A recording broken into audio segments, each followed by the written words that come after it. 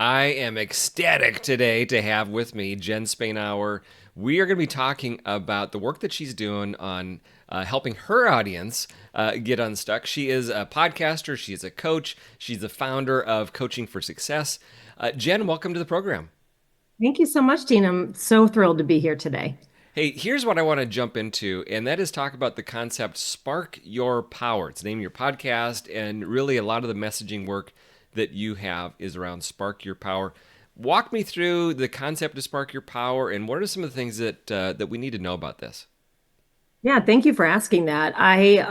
This concept of sparking your power to me is all about figuring out what it is about you personally that makes you come alive, that makes you who you are, and how do we reignite that?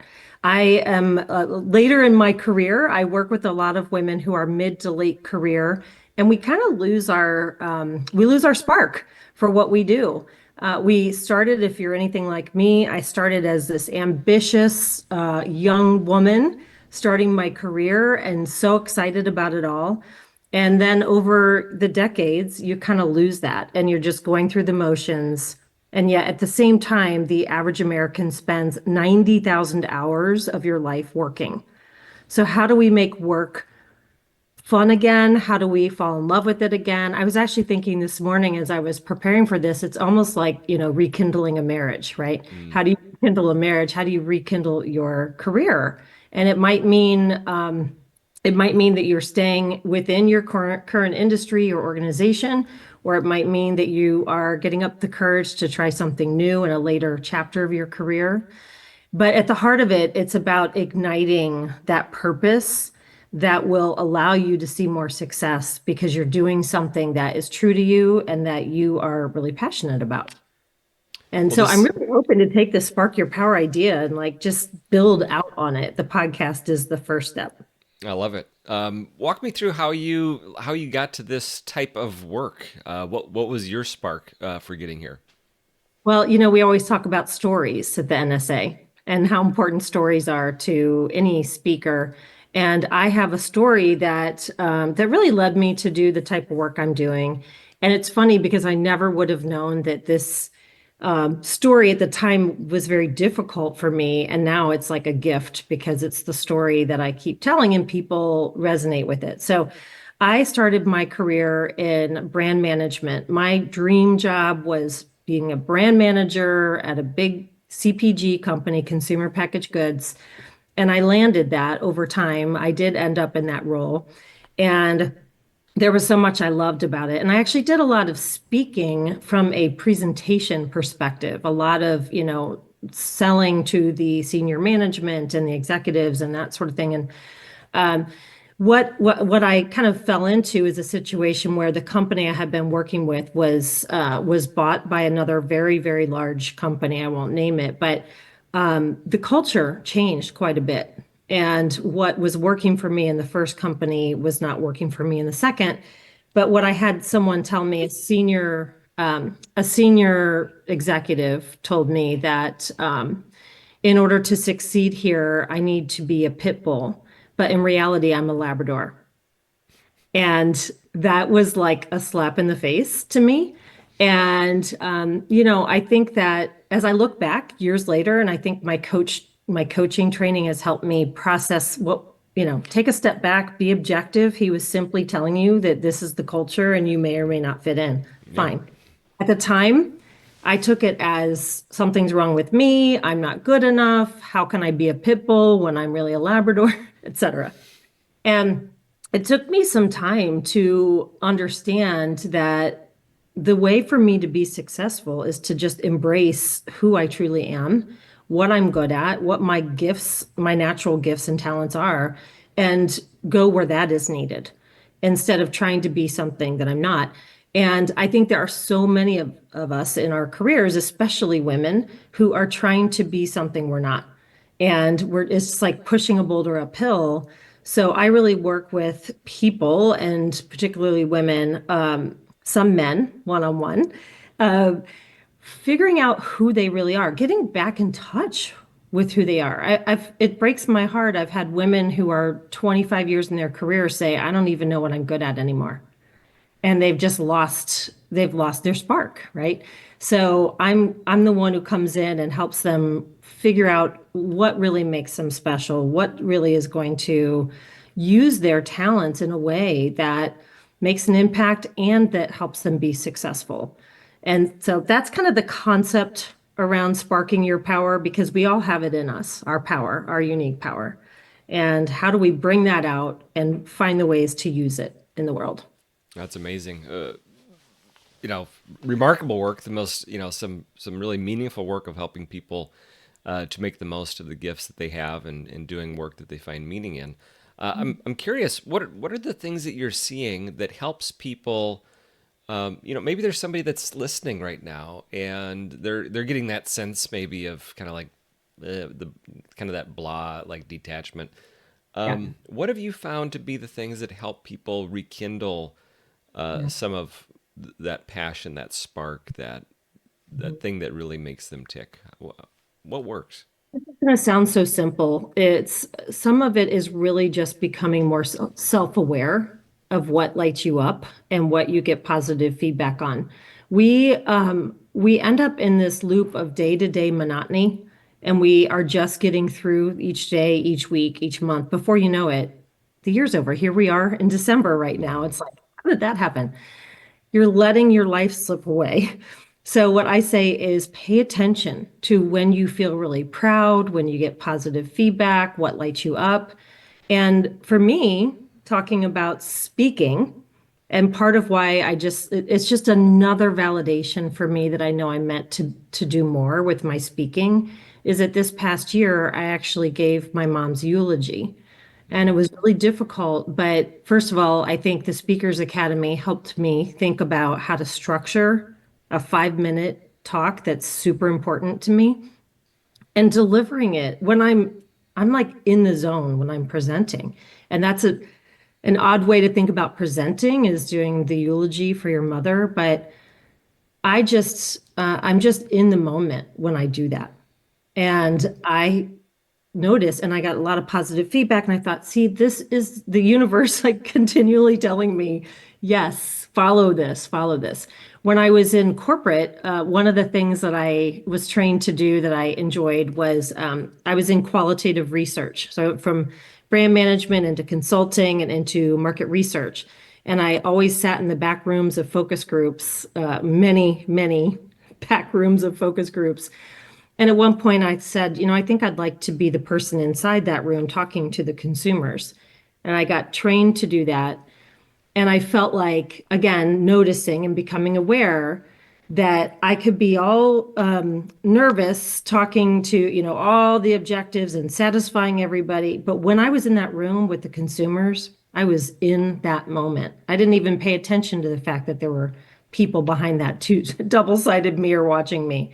So I think you've got to really listen to those things.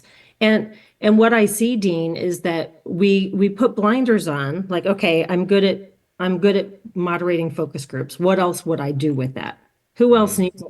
Well, there's so much more we can do with our talents than we give ourselves credit for. We can take those skills. It's taking it back from, the description of what I do. I sit in a room and I moderate a focus group, to what is the skill that's saying I'm good at? I can facilitate a conversation. I make sure everyone's voice is heard. I'm listening. I'm probing. I'm paying attention to objectives, but also letting the conversation flow. So it's really and I think an outside person, an objective point of view, which is why I love to be a coach, because I do this for people. mhm. Let me help you figure out what you're good at. You tell me what you do every day, and I'll peel back the onion and say, that means you're using these 5 skills. So, I love and it. then embrace them, own Hmm. them. And women tend to be shy about what we're good at, or we don't even think we're good at something because it comes so easily to us. And I'm the mirror that will help you spark that power and own that power and use it. Yeah, I'm thinking about the concept of permissions, and one of the permissions for any of us to be able to give ourselves is that it's okay to be good at something, and these are gifts that we have that we are really charged with bringing to the world. And if we shift, here's something I found early on, in especially my speaking career, but I started shifting my area of focus from thinking about, am I doing this well? Am I doing a good job? How are they thinking about me? And I pushed that out of my head and said, in this moment, I'm simply here in service of them. Mhm. And we think about these gifts that we all have, they're not for our gratification or glory or magnificence. They are here for us to be able to serve others with.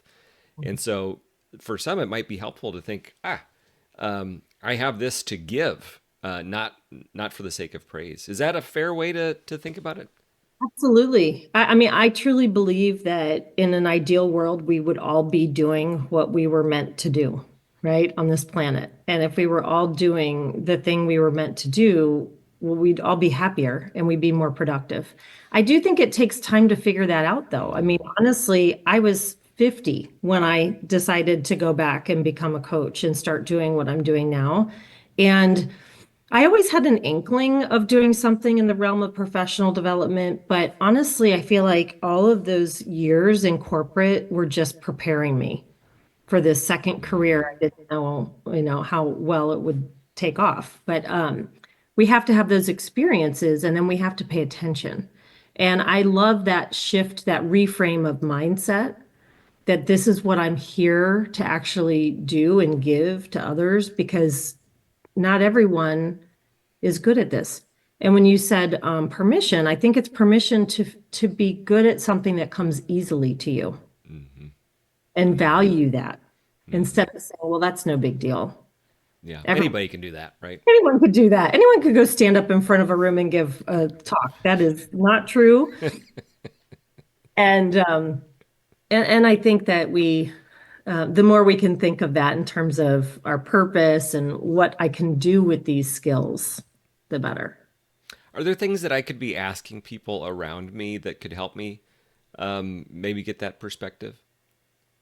Um, about themselves or about you? Yeah, like if I want to get a better understanding of those things that maybe That's a great I'm question. better at. That's a great question. I actually, this is an exercise we do within a program I run called 90 Days to What's Next. And it's this whole program that leads you towards your career roadmap. And in the very second module, we hone in on strengths. And one of the ways we do that is by asking people who've worked with us in a different, set of capacities. Because other times other people see you differently than you see yourself. And when we ask enough people, five or more, you can start to see the themes. And people might say, Dean, you're so good at this.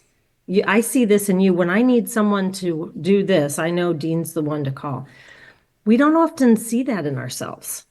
So, yes, Mm-hmm. absolutely. Mm-hmm. I think asking people, you can take stock of this every, say, 6 months, 12 months. We're coming up on a new year. It's a great time to do it now, is to simply reach out to people who you've worked with in the past, people who you're working with now, clients, customers, whoever that might be, and say, what is it about me? Like, what value do I bring to the table? When you're working with me, what goes easier? What do you enjoy about it more? What do you see my role really being? And just allowing and not being afraid to ask for that feedback, that input. Right, Yeah. and not feeling awkward about it either. It's really not a big deal. People are very willing to give you that. Mm. Have you, so with the work that you've been doing around this, have you found yourself being more proactive in sharing with people the things that you see them being good at, even though it's not solicited, even though they're not a coaching client? Have you found yourself kind of being more attuned to that? Yeah, I think that is at the end of the day what my true gift is seeing the good in people. And whether that be the good in their heart or the good in what they do, I tend to look for that. I want to pull that out of people, whether it be friends or my daughters or anyone. And I think as my own confidence has grown, I'm more willing and able to call other people out for what they're good at. I think that earlier in my career, when I was in the midst of the corporate ladder climbing, I was more competitive, right? And so if I saw someone else be really good at something like a Hmm. peer, it made me think I should be better at that. And that's where the self-doubt and all this, wasted energy comes in. I have a story I like to tell of a friend of mine who, when I was doing consulting work, I brought her in on a team with me to do a project. And after I had done my focus group moderating, and she was in the back listening. And while we were driving back, her mind was already starting to put the strategic story together. She's putting it all together in her mind. And she asked me what my thoughts are. And I said, my brain is fried right now. I just did all of my thing. And I looked at her, and for the first time, it clicked. It's not something wrong with me because she's over there and her mind is going crazy with this, what it all means. What I was able to say to her that day is, "You are so good at this. We are such a good partnership." And she said, "You're so good at the moderating." That is the beauty, being able to say to someone, "I am seeing genius in you right now," and not making it mean anything about us, but just Hmm. being able to tell someone when we're seeing genius in them. I love it. It's awesome. Um, Earlier, you mentioned Speakers Academy. So you had attended the NSA Illinois Speakers Academy.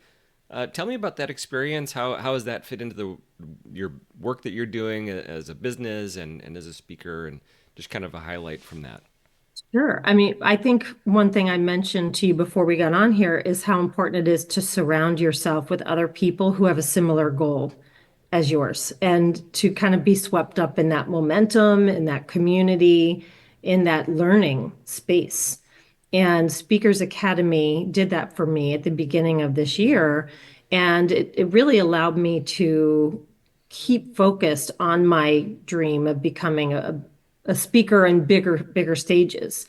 It gave me some tools, some very tangible tools on how to approach that.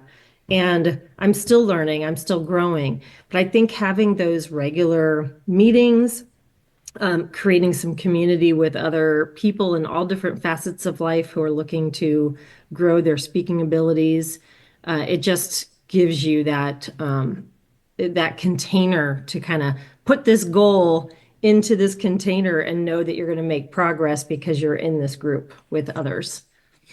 So, from that experience, who do you see would be a good fit for attending something like a Speakers Academy?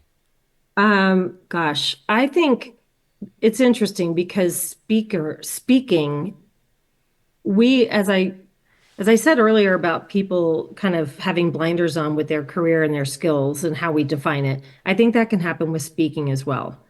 And we can say, well, I'm not looking to get up on stages or I'm not looking to be a paid speaker. I do this other thing. We all need to learn how to be better communicators and better speakers. So if you have any sort of role where you want to have more effective influence over people, you want to have more impact, inspiration, teaching, any of these people could really, I think, benefit from something like Speakers Academy because there's all sorts of different types of speaking. Mhm. And, we all could use the skills that come through in a course like that. That's awesome. Great guidance, great advice. So let's bring it together here. Tell us about Spark Your Power. You've got your podcast, and then give us some guidance on people that want to learn more about what you're doing and the work that you're doing, and how to stay in contact with you. Thank you for asking that. So I am probably the best place to go is where I'm the most active is on LinkedIn, Jen Spainhour, under LinkedIn. My business name is Position for Success. Spark Your Power is this movement that I'm creating and going into this upcoming year, really looking to build out even further in some new and exciting ways. But you can also go to positionforsuccess.com and you can find out more there. That's awesome. I'm looking forward to diving into the podcast and really following along in year 2025. Jen Spainhour, thank you so much for being on with me today and sharing your perspectives and your expertise with us.